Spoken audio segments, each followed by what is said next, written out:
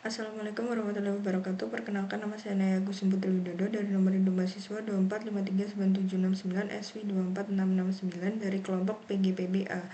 Pada video kali ini saya akan membahas mengenai kode yang digunakan untuk menerapkan styles, menu option, dan juga type layout pada project Android Studio.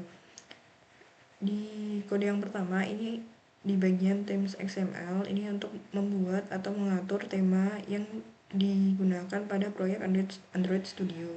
Di sini ada style dengan nama base theme my course, parentnya theme materials 3 Dynat no action bar.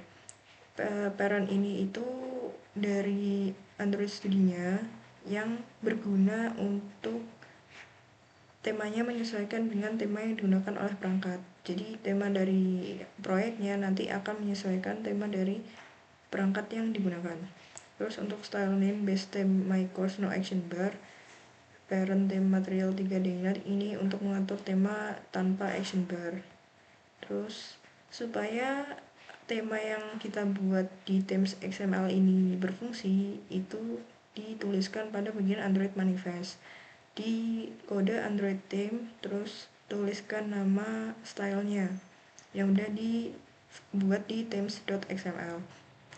Nah, untuk Android theme ini itu mengatur keseluruhan dari tema proyek. Sedangkan kalau misal ingin mengcustom per aktivitasnya aja, itu bisa di bagian activity sini, lalu masukkan nama aktivitasnya, export through, lalu tuliskan nama dari temanya yang mau digunakan. Terus selanjutnya membuat untuk menu option. Nah, di sini ada 3 item. Itu yang pertama ada item home, materi, dan juga quiz. Terus ada judulnya, dan juga untuk yang home ini menggunakan icon home dari Drawable. Nah, untuk order in kategori ini mengatur tampilan prioritas atau susunan dari itemnya ini sesuai dengan angka. Jadi yang terkecil sama yang terbesar. Yang terkecil itu ditambahkan lebih dulu, kalau yang terbesar itu terakhir posisinya. Nah, untuk shows as action ini untuk menampilkan itemnya di bagian action bar. Nah, karena yang item home ini always, jadi dia akan tertampil di sini. Sedangkan untuk yang materi dan juga quiz itu never, jadi mereka tidak ditambahkan di bagian action bar. Terus selanjutnya ke bagian main activity untuk menuliskan fungsi agar menu option tadi jalan. Nah, yang pertama itu menuliskan on create options menu menggunakan menu inflator. Ini itu untuk menjadikan file XML tadi menjadi objek di main activity. Terus setelah itu menuliskan fungsi on option item selected ini agar item-item tadi itu bisa diinteraksi atau diklik, dan saat diklik akan menampilkan teks atau tools yang sesuai dengan item yang dibeli. Terus selanjutnya itu membuat tabs layout di bagian activity main. Di sini membuat ID tab layout, match parent, web content, terus layout constraint top off, ini menggunakan constraint layout. Terus view pager 2, ID, lebar, tinggi, terus constraint bottom, dan lain-lain. Terus setelah membuat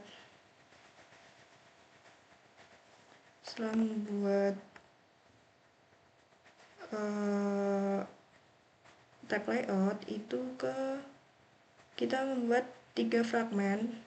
Yang pertama ada fragmen quiz.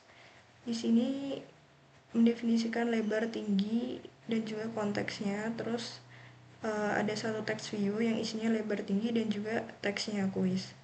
Untuk fragmen materi juga sama. Ini sama kayak yang quiz tadi, bedanya hanya di bagian teks. Terus selanjutnya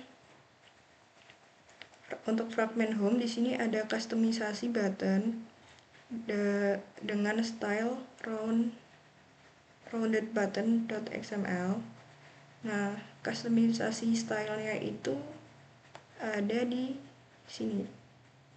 Nah, di sini kita bikin style namanya custom round button, parentnya which app compat button dari Android, terus ditulis apa namanya backgroundnya, text colornya, padding, terus setelah itu ada custom untuk text view-nya juga, 188 bold, with ini apa widgets-nya itu juga sama, terus nama Android text size-nya, text style, graffiti, posisinya itu juga ditulis di bagian style. Lalu nanti di bagian uh, fragment home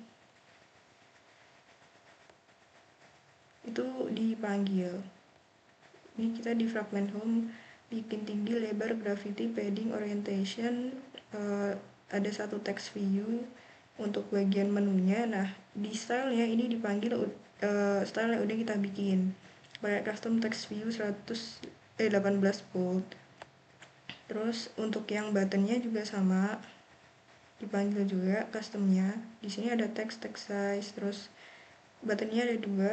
Di sini juga sama, manggil style yang udah dibuat tadi. Nah, selanjutnya itu ke bagian sections adapter.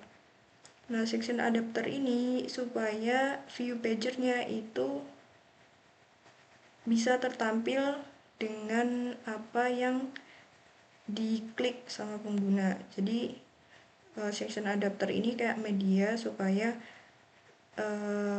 view pagernya itu sesuai. Nah, di sini bikin kelas baru namanya section pager adapter, create fragment, terus variabelnya fragment, ketika posisinya ini berdasarkan indeks. Kalau 0 itu menampilkan home fragment, kalau 1 itu menampilkan quiz fragment. Terus return fun get item count, ini banyaknya tab yang ditampilkan itu ada 2. Terus di sini ada string itu teks ya apa teks home profile setting. Nah, setelah menggunakan section page adapter ini untuk menyambungkan ke bagian mana activity menggunakan